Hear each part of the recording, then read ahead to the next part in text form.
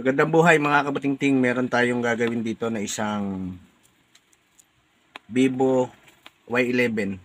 Ang problema nito, basagi yung kanyang LCD. Nagbi-blinking siya saka nagpi-flickering. Ayan ang tingnan nyo. Papakita ko. Ayan. Ngayon ang gusto nung may-ari, mapalitan na yung LCD para magamit siya ng maayos kasi nagdo-doble-doble siya eh.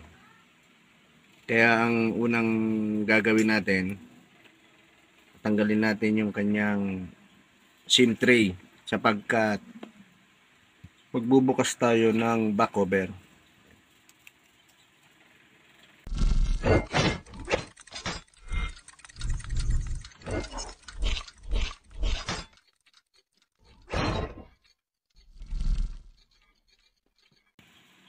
Ayan siya mga kabutingting, oh. Tingnan nyo. Grabe na yung damage niya. Kaya magpapalit na tayo ng LCD. Unang gagawin nyo, dito sa ilalim, isuot nyo lang siya ng pa-slide na ganyan. Tapos, ayan. Iikot nyo dire-diretso na yan. Ayan.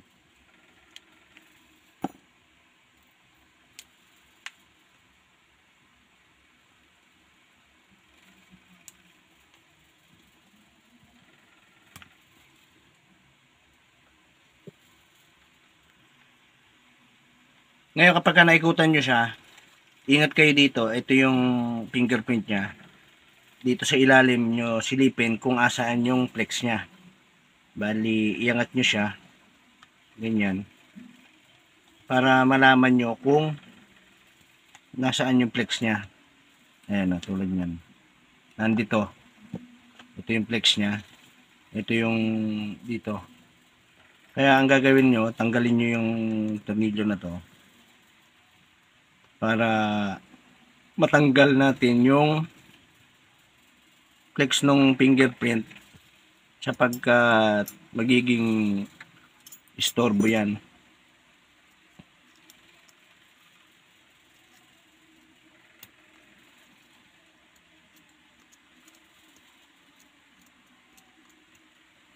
Yan. Iangat natin. Sapagkat magtatanggal tayo ng cover ng ating board. At malinis pa ito, hindi pa nabuksan. Ngayon pa tayo parang unang magbubukas, mga kabutingting. Tabi nyo lang lahat ng mga tornilyo sapagkat ibabalik natin lahat yan mamaya.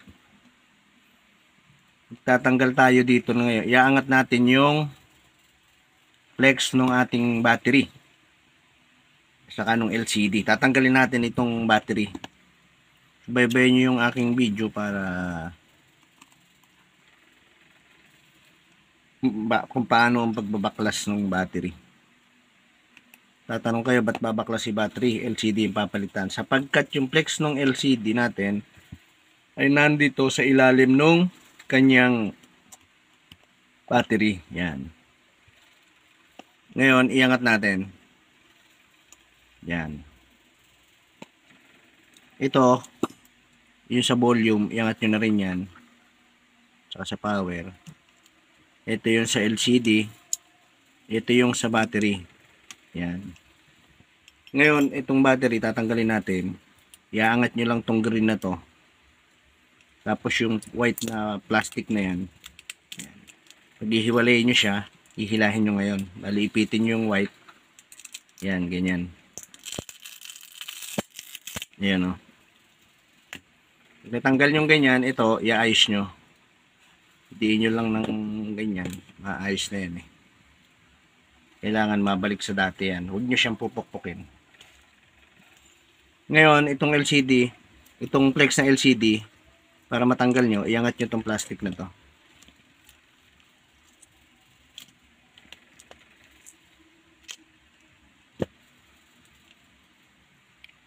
Yan. Kalahati, kahit kalahati lang. Tanggal lang natin yung flex ng LCD natin. Ayan. Iangat nyo lang siyang ganyan. Tanggal na rin pala, oh. Hindi na natin iinitin. Ayan, natanggal na eh. Ngayon, ang gagawin natin, ito yung ipapalit natin. Ayan. Parehas siya. Ita-trial muna natin. Sabi natin. Ang gagawin nyo, isuot nyo siya. Ayan, isuot nyo siyang ganyan. Ilapat nyo. Tapos, ikabit nyo yung kanyang flex. Ayan. Pagka naikabit nyo na, susunod natin yung battery. Balik natin yung plastic.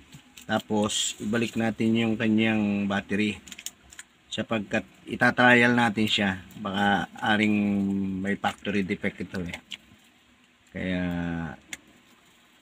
tetestingin muna natin bago natin siya ididikit. Kabit natin yung sa volume, sa power, i-on natin. Ayun. Tingnan lang natin, nag-vibrate na siya. Yan. Tingnan lang natin saglit para makita natin kung okay yung kinabit natin. Password pa naman ito. Ayan mga kabuting-ting, oh. Nag-open na siya. Ayan. Meron siyang password eh. Kapag ganyang merong password, pindutin nyo yung emergency. Tapos dial kayo. Kailangan kung anin yung mga pinipindot nyo, yun yung lalabas. Ibig sabihin, kapag ganon, good yung ating LCD. Ayan, tulad nyo. No? Pindot kayo ng gan. Ayan. Pag at mayroon siyang password mga kabuting-ting, hindi natin siya ma-check na mabuti. Pero okay na yan, goods na yan pag ganyan. Na hindi siya nag-doble-doble. Ayan o.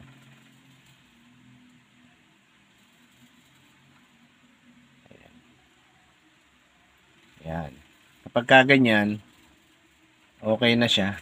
Ayan o. Touch nyo rito. Ililipat nyo. Kailangan gumana lahat yan eh. Ilalim. Ayan. Sa gitna. Ayan. Ibig sabihin, okay yung LCD natin. Kaya, ang gagawin natin, ipipix na natin mga kabuting-ting. Tanggalin muna natin. Lagi nyong uunahin kapag gaganyang magtatanggal kayo, yung kanyang battery, flex. Yan. Iangat natin yung battery. Lilinisin natin.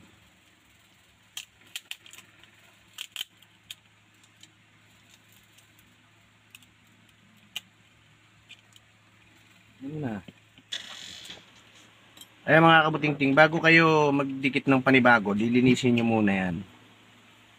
Sapagkat meron siyang mga naiwang dikit. Ayan o. Paikot yan. Para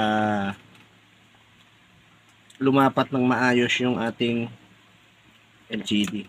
Ayan.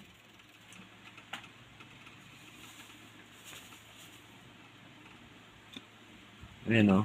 Ayan.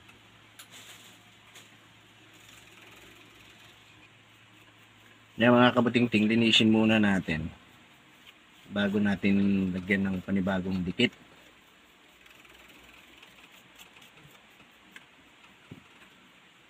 Ayan mga kabuting-ting, dikitan na natin.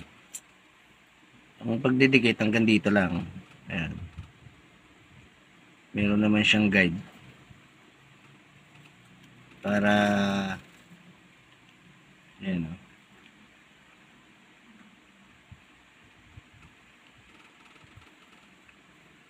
Diretso yan mga kabuting-ting.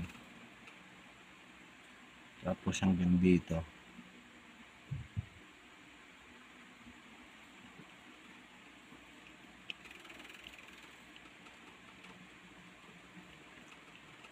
Yan.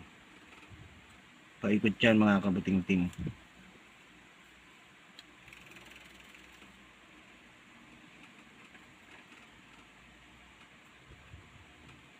Yan. Double check lang natin. Ayan, kapag ka naikutan nyo na, pwede nyo nang ilapat yung ating LCD. Okay. Ayan mga kabuting-ting, ipasok natin. Tapos ilalapat na natin. Kung paglalapat dyan mga kabuting-ting, itulak nyo pataas muna. Para lumapat siya rin sa pinaka-guide niya. Pababa. Ganyan. Tapos dito. Yan. Ngayon kapag ka nailapat nyo na, ipix nyo na to. At ikabit nyo na yung kanyang flex. Ibalik natin yung kanyang battery. Ayan. Suot nyo lang na ganyan. Tapos iangat nyo to. Para lumapat siya. Ayan. Tapos fix na natin yung battery at kanyang volume. Ayan.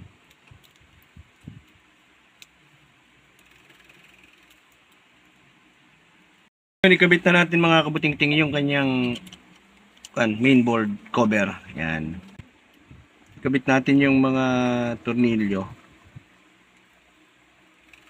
para ma-fix na natin yung ginawa natin. Ikaw ay napadaan sa aking channel, napanood mo ang aking video, pwede kang magtanong, paki-like na rin mga kabuting-ting at click the notification bell para maging updated ka sa mga susunod na video.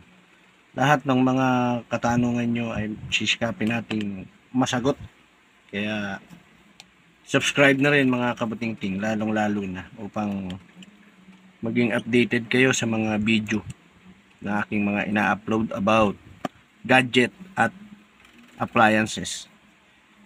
Ngayon na i-fix na natin, susunod natin yung kanyang yung fingerprint nya. Pagkakabit, baligtad naman mga kabuting-ting. So, ganyan. Ayan, ipitin nyo lang siya ng konti para mailapat nyo.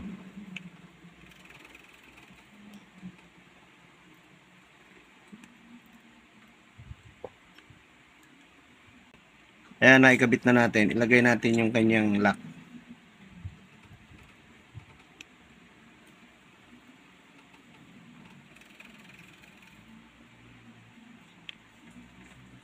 Yun. Tapos, yung kanyang tornilyo.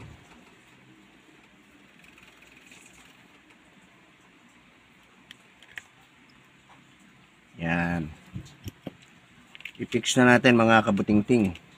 Kabit nyo, unahin nyo sa ibabaw pa ganyan. Tapos dahan-dahan ng diin. Yan. Maririnig nyo yan mararamdaman nyo rin tutunog siya. Ibig sabihin, naglalak siya. Paikot. Yan o.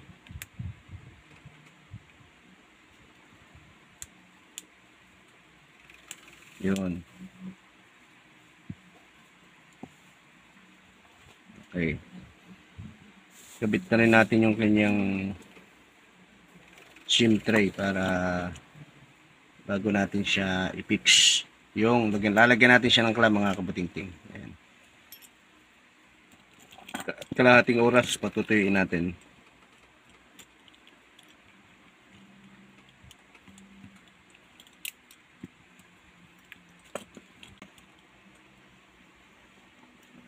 Yan mga kabuting-ting, ihigpit natin. Tamtaman lang yung higpit nyo, baka naman mabasag yung LCD na ipapalit nyo kapag sobra higpit.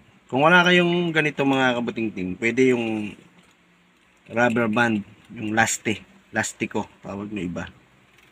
Pwede yun. Laglagyan nyo lang siya kahit na mga 6 na pirasong pahaba, pahalang, kahit 4 na piraso. Nasa inyo kung gaano karami yung gusto nyong ilagay. Ayan mga kabuting-ting, kalahating oras, tanggalin natin. At nang mapakita ko sa inyo na okay na yung ginawa natin. Ngayon yung mga nasa gilid na yan, ang gagawin nyo, paglilis yan, ganyan lang. Yung mga ibang sumobra, pag ganyan. Ayan o. Paikot. Para matanggal yung mga sumobrang dikit.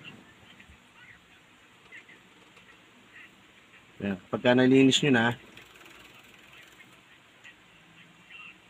ayan, i-on natin. Yun. Bumukas na. Hintayin lang natin saglit. Kaya mga kabuting-ting, bumukas na. Okay na. Ayan na.